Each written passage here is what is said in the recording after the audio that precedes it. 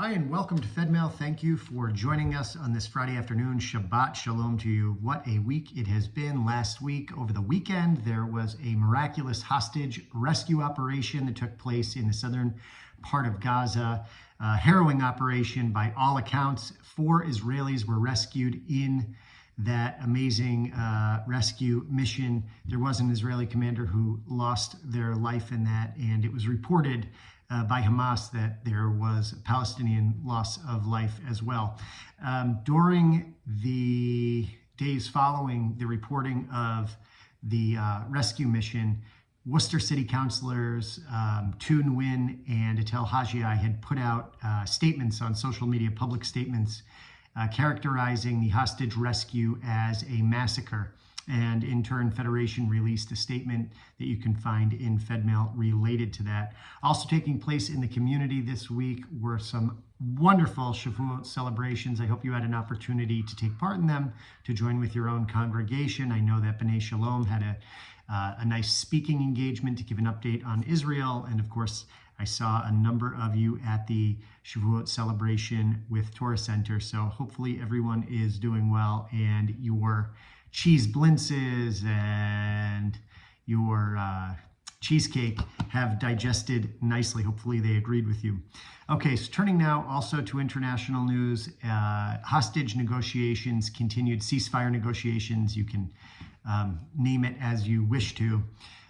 There was a rebuttal once again by Hamas, rejecting the ceasefire deal and calling for a whole new set of stipulations.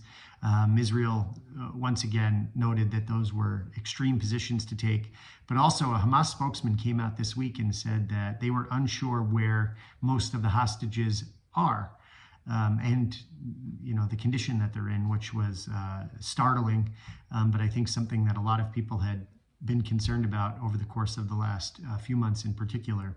So we'll see how that plays out this week. Also, there was an indication that the last battalions from Hamas fighters in the Rafah area was beginning to crumble and fall, which would of course entail the formal collapse of Hamas's military control over Gaza, which would signal hopefully the beginning of the end of the military operation there.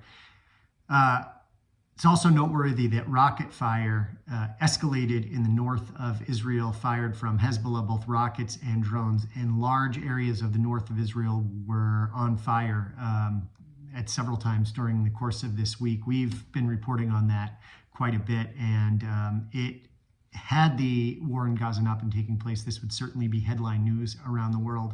There are thousands, tens of thousands, maybe hundreds of thousands of families that have been evacuated from the north because of this ongoing crisis there. And Hezbollah has become more brazen, and the attacks have gone deeper into Israel as the time has gone on. So we're watching that closely. Also this week, the G7 are meeting in Italy, and that's noteworthy too. I'm sure they will be focusing on the ongoing negotiations between Israel and Hamas. Also wanted to note, we have a few really nice things coming up in the community, including 2 annual meetings, the JCC and Jewish Healthcare Center next week. Beth Tikva is having their annual Shabbat service at Lake Chauncey, and if you haven't done that before, that's a really nice night. Lake Chauncey is a beautiful venue to bring in Shabbat. That's on the 21st. PJ Library is having a summer party, so all of you PJ families are invited on the 23rd. And mark your calendars, Jewish Heritage Day with the Woo Sox is coming up on July 9th. That's one you don't want to miss. You've been there before, and it's a lot of fun, and it will be a lot of fun this year.